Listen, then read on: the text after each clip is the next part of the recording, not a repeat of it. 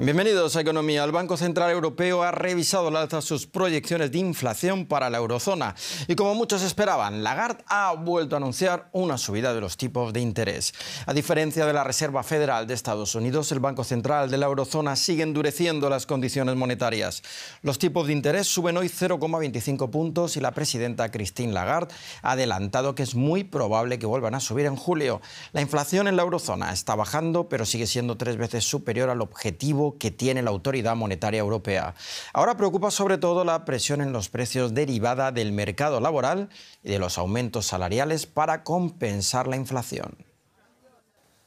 Aumentan las perspectivas de inflación y eso puede obligar al Banco Central a frenar aún más la economía. José David Navarro, en la Bolsa de Frankfurt, un saludo. ¿Por qué el Banco Central Europeo cree que la inflación será más alta de lo anteriormente previsto?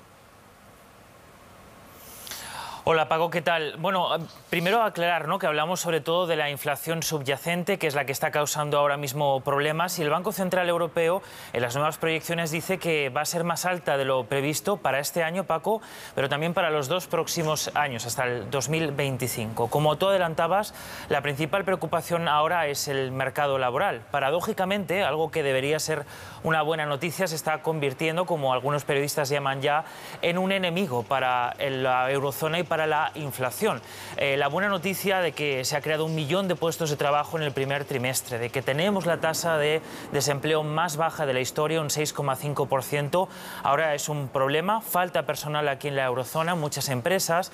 Eso ayuda a que los trabajadores puedan pedir un aumento salarial para compensar la pérdida de poder adquisitivo y además mucha de la presión, Paco, inflacionaria viene del sector de los servicios, que se va a mantener muy activo los próximos meses con esta campaña turística, ¿no?, del verano aquí en Europa. Todo hace pensar que esto va a presionar al alza la inflación. De hecho, los salarios han aumentado en torno a un 5,2% en el primer trimestre. Primero fue la energía, como saben, después han sido los alimentos y ahora, Paco, la principal preocupación es el sector laboral para la inflación aquí en Europa. José David, ¿qué significa esto para las condiciones de acceso a crédito? Dicho de otra forma, para los tipos de interés. Pues significa que seguramente los tipos de interés tengan que mantenerse altos por más tiempo. Ya saben que el Banco Central Europeo, en este caso Christine Lagarde, no suele decir cuáles van a ser los próximos pasos para no asustar o crear tensiones en los mercados, pero hoy en la rueda de prensa sí que ha dicho muy probable que en la próxima reunión de julio vuelvan a subir los tipos de interés. Esa medicina, esas subidas de los tipos de interés en realidad está funcionando. Vemos cómo el crédito a las empresas está bajando y el crédito a los hogares aumentó en el mes de abril, pero ya, Paco, de forma muy marginal. Pero no está siendo suficiente, la inflación se mantiene alta. Christine Lagarde suele utilizar el ejemplo de que, o la metáfora de que estamos en un viaje, y decía hoy aquí en Frankfurt que todavía no hemos llegado a nuestra parada de destino. Gracias, José David Navarro, desde Frankfurt. Y en Estados Unidos, y pese a las altas tasas de interés, la inflación y la rebaja de la confianza de los ciudadanos, el motor de la economía, el consumo sigue en marcha. Las cifras del Departamento de Comercio dicen que las ventas al por menor han crecido un 0,3% en mayo con respecto a abril, cuando se esperaba una caída. Ana Nieto, a pesar de la incertidumbre, el consumo, que es responsable del 70% del PIB, avanza. ¿Cómo es esto posible? Pues la verdad es que esta subida ha sorprendido y mucho a los analistas. El avance del 0,3% de mayo llega después de otro avance del 0,4% en abril. En los últimos 12 meses, las ventas al por menor han subido un 1,6%. Y aunque la inflación y las subidas de los tipos de interés están imponiendo cautela y las carteras no se cierran, de hecho, siguen vendiéndose cada vez más coches, más automóviles, materiales de construcción y sigue subiendo la facturación en bares y restaurantes. Es algo que va a ayudar a que siga el crecimiento económico de Estados Unidos, sin duda. Y algo que juega a favor de este gasto es que el mercado laboral sigue muy fuerte. Aún hay muchos anuncios de ofertas de empleo y los salarios moderadamente siguen al alza. Por otro lado, aún hay hogares que tienen ahorros de la época del confinamiento, de la pandemia, cuando se redujo mucho el gasto en servicios y, sobre todo, hubo muchos estímulos económicos. económicos. Según las cifras de la Reserva Federal, la liquidez en los hogares en el primer trimestre equivalía al 64% del PIB, muy por encima de lo que ocurría en el año 2019, antes de la pandemia. Dices que los consumidores aún tienen más liquidez que antes de la pandemia, pero ¿es esta la única clave?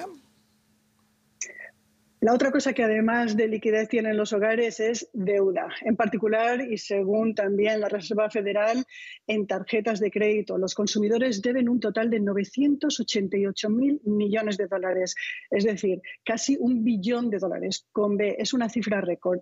Según una de las agencias de crédito personal, TransUnion, esto significa que como media los estadounidenses tienen una deuda en tarjetas de crédito de $5.733.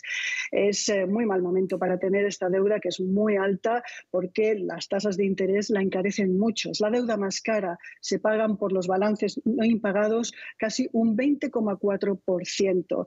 Quienes más deuda tienen son las personas entre 40 y 64 años, normalmente tienen más cargas familiares, además de pagar alquileres o hipotecas. Además, es algo que va a terminar pesando en el consumidor. Eso sí, hoy no está pesando demasiado. Las ventas se mantienen. Gracias, Ana, desde Nueva York. Gracias. La presidenta de la Comisión Europea, Ursula von der Leyen, concluye su gira latinoamericana en México, donde se reúne con el presidente mexicano Andrés Manuel López Obrador. Un encuentro complejo, ya que el bloque europeo mantiene discrepancias en energía, derechos humanos y la guerra de Ucrania con México.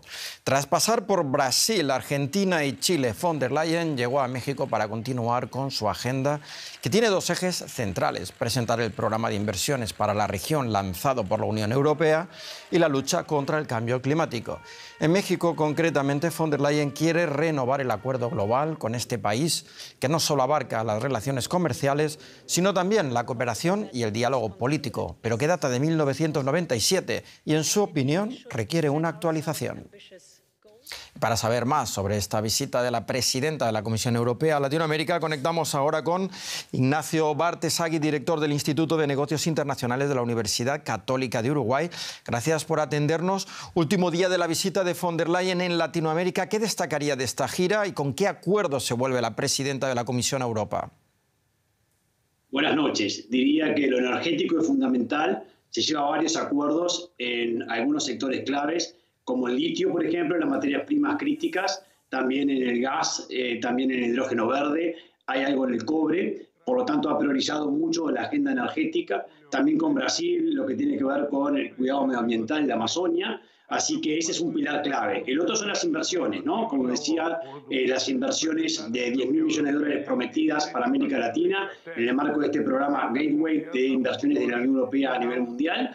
Allí hay muchos compromisos. Vamos a ver en qué se concreta. Y por último, los acuerdos comerciales, que allí hay, está la posibilidad de que entre en vigor el acuerdo con Chile, la renegociación del de México, pero está muy trabado el acuerdo con el Mercosur, especialmente porque no se ponen de acuerdo con los compromisos adicionales que la Unión Europea le exige al bloque. Ya Brasil y Argentina han respondido que no están dispuestos a cumplirlos.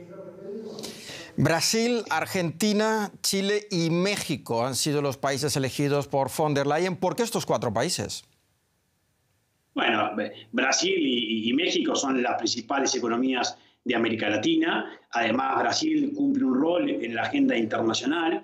Como decía el informe, también hay discrepancias respecto a lo que es la guerra en Ucrania, algunos posicionamientos de derechos humanos y también sobre cómo resolver los problemas democráticos en América Latina. Por lo tanto, Brasil y México juegan allí un rol previo a la cumbre de la Unión Europea, la CELAC de julio. Y en el caso de Argentina y de Chile, por supuesto que lo energético y las materias primas críticas también son dos países que juegan un rol en ese sentido. Y por último, no hay que olvidarse, en el caso de Argentina y de Brasil, la importancia de los alimentos, que es otro asunto que también importa a la Unión Europea.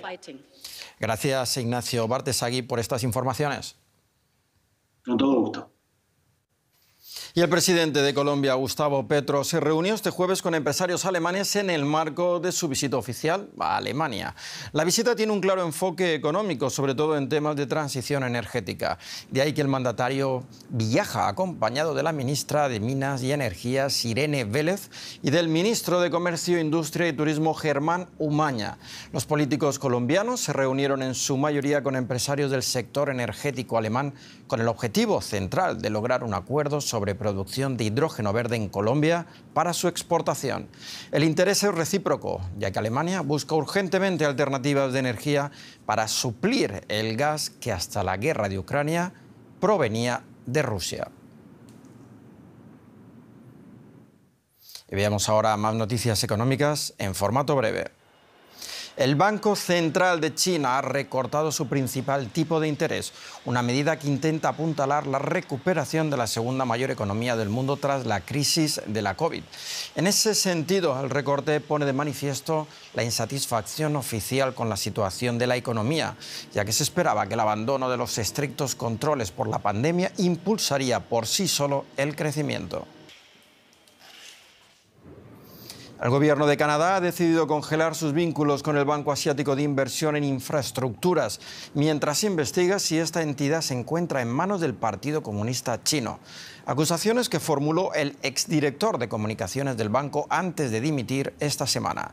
El banco afirma que estas carecen de fundamento y las califica de decepcionantes.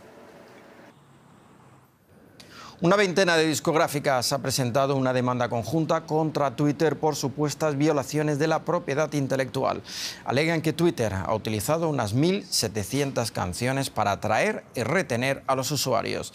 Si se determina que ha infringido la ley de derechos de autor, la empresa de redes sociales podría tener que pagar más de 250 millones de dólares en concepto de daños y perjuicios. Pues hasta aquí la economía, muchas gracias por acompañarnos y nos vemos en la próxima emisión. Hasta pronto.